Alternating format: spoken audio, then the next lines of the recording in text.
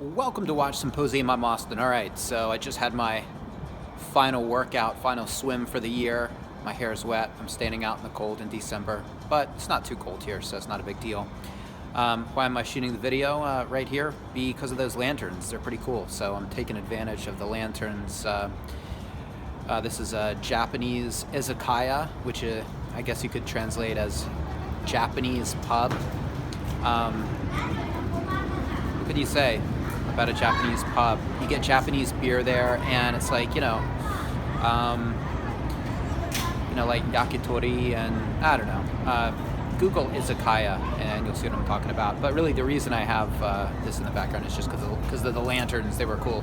So, I have a viewer that is, I feel, getting close to pulling the trigger on his first Rolex, and he's narrowed it down to the ceramic sub no date or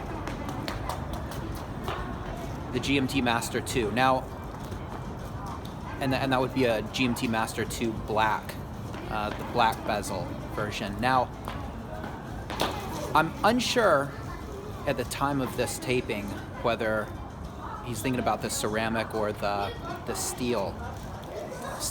the aluminum bezel version. I think it's the aluminum bezel version, but I'm not sure. But I guess what I'm about to say probably applies to both. First of all, let me know in the comments, let him know in the comments what you would pick and why. Now I'm going to talk about my opinion, but I'm sure he'd like to see some other people weigh in and to help make this crucial decision. Look, either one. I mean, it's a great watch, both of them. Either one is a winner, as they say.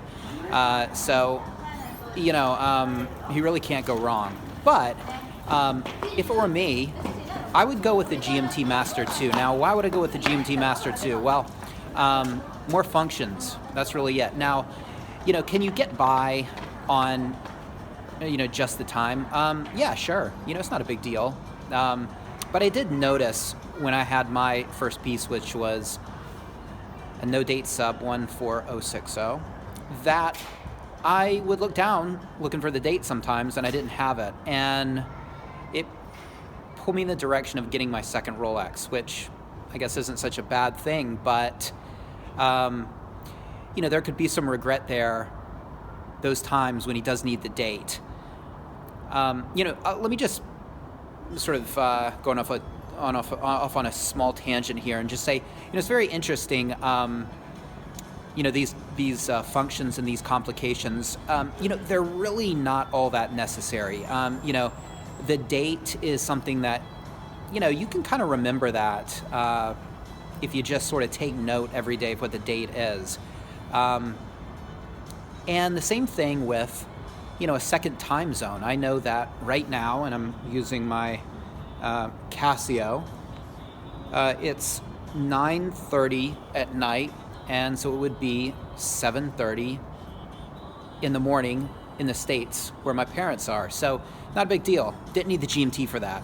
Other time zones are a little bit more tricky. And when you travel, it is nice to have that GMT function. But my only point is that, those functions are really not all that important. Time is. I was cutting it close during this workout, and I almost went over, but I had this, and I could look down, and I'd time the shower and time putting on my socks, and I got out with 3 minutes to spare. Time escapes us.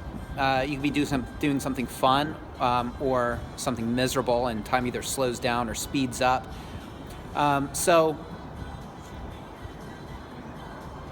Time is a tough thing to measure, and you might not be lost with the date or with a second time zone, but it's very easy to get lost with the time. So my only point is that watches really are about the time. I mean, that's the primary function, and you know, just don't buy a date-only watch that doesn't tell the time. That's what I'm trying to say. Time is very important. So back to his question. Which one? Well, I still would go with the GMT Master 2 just because of the functions on there, and it's something to play with. It's looking at the date and setting the date, and it's kind of fun. And you will need the date one time or another, okay? And it's nice to have it. And if he goes with the GMT Master 2, he'll be at the bank, and he'll need to write the date down, and he'll look down at his GMT Master 2, and it'll serve him well. And he'll go, yeah, that's awesome. And the sub will let him down in that regard. It's not a big deal. It's still a beautiful watch, lovely watch, and he'll enjoy it. But I might go no date on the second Rolex. Other reasons. Well, if he's going, if it's a toss-up between a ceramic and aluminum bezel, I mean, you guys know my feelings on that. I would definitely go aluminum bezel. So, if he is in fact thinking about getting an aluminum bezel GMT, well, that seals it right there for me. If he was thinking about getting a ceramic GMT or an aluminum bezel sub, I'd go with the sub, despite the function. So I'm biased in the regards. I just love the aesthetic of the aluminum bezel models, and I think they're where the good money is, and good investments for the future. Pardon me while I switch hands. All right, so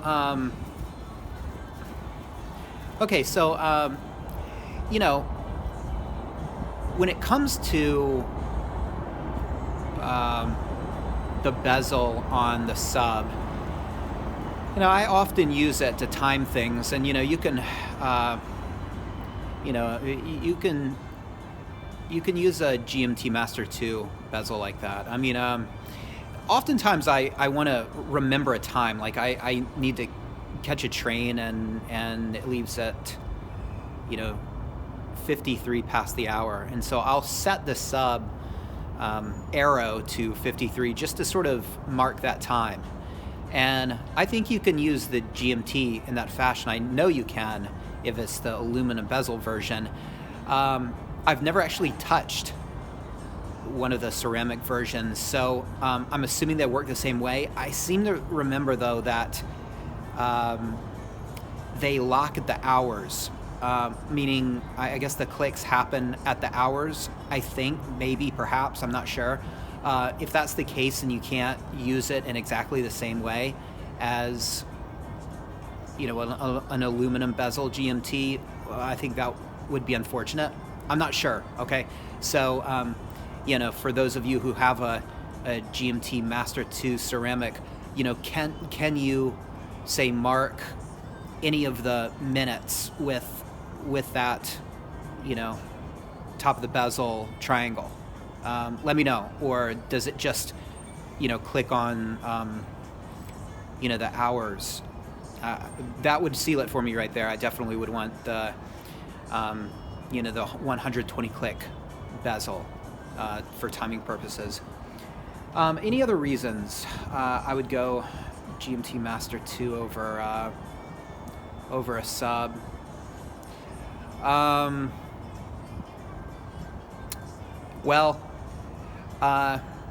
Now if he's talking the ceramic GMT Master 2, I'm not crazy at all about those polished middle links. So I really hope he's talking about the aluminum version. If he's talking about ceramic, ceramic GMT, ceramic sub, which one would I go with? I'd probably still go with ceramic GMT. Okay, but I don't like those polished middle links at all. That's a real downside. Now, let me just talk about one other reason why I would go with the pre-ceramic version of the GMT Master 2, and that's you can get other bezel inserts. Now, I'm pretty sure that he has a liking for the Pepsi. And at some point in the future, he could source an aluminum bezel insert. It would cost, but he could do it. He could source a Coke as well. And you can change the bezel insert yourself. Now, that's not something I've tried. It's not something I'm interested in trying. The idea of prying anything off my GMT Master 2 scares the hell out of me. That's not something I want to try. But it can be done, and apparently it's pretty easy. But that's not the case with the ceramic version. Okay, you can't pry anything off of that, and that's another I think plus of the pre-ceramic GMT Master 2 and the pre-ceramic sub, if I may add. That bezel insert is flexible, so it's not going to crack, it's not going to shatter. Now, you'd have to do a lot to shatter one of those inserts, but it's possible, and they could crack. There's no give, is what I'm saying. And so, if you were foolish enough to try and pry that bezel off, well, there's not going to be any bending that happens. It's just going to crack. You're going to break your bezel on the ceramic. So, I'm not saying that I'm not saying that the ceramic is weak at all, and I'm not saying it's like prone to shattering. I think you'd have to really, drop it on tile or something for it to crack. But there's no give, is what I'm saying. There's no give and flexibility as you have with an aluminum bezel insert, and I like that. Now, the bezel insert on an aluminum, GMT or a sub, it scratches, so you have to worry about that. You're not going to have to worry about scratches on a ceramic. But again, down the road into the future, there just is more options with the pre-ceramic, getting those bezel inserts. I mean, you could even go aftermarket and get some weird bezel insert, and it's kind of weird. I wouldn't do it, but I'm sure you can get all sorts of colors. And if you get the right GMT Master 2 down the road, if you want to add a Jubilee bracelet, you could do that. I'm not sure that you could do that with the ceramic GMT. I'm not sure if the bracelets would fit. Perhaps they would. I'm not sure. So, if you get the right GMT Master 2 pre-ceramic, you can switch out the Oyster with the Jubilee. You can switch out the bezel inserts if you source them. That's essentially 6 different looks, which is pretty cool. So that's another reason I would go there. I would go with the pre-ceramic GMT Master 2. I like the proportions of the dial and the hands on the pre-ceramic GMT Master 2. I'm not a fan of the maxi case, the maxi dial, or the fatter hands. Now, could I get used to it? Oh, yeah, definitely. I mean, somebody, they gave me a ceramic anything, Rolex model. Yeah, I mean, I'd love it, and I'd learn to love it. And the bracelet would be better. So there are advantages, but yeah, I'm more, as you know, partial to the aesthetics of the pre-ceramic models, and that goes for the case, it goes for the non-polished middle links, it goes for the fat hands, and the lack of a maxi dial with those fatter indices.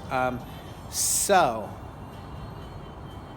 bottom line, I would probably go between the ceramic sub and GMT Master 2 pre-ceramic. I would go with the pre-ceramic, assuming he's talking about the ceramic. I probably still would go with the GMT Master 2,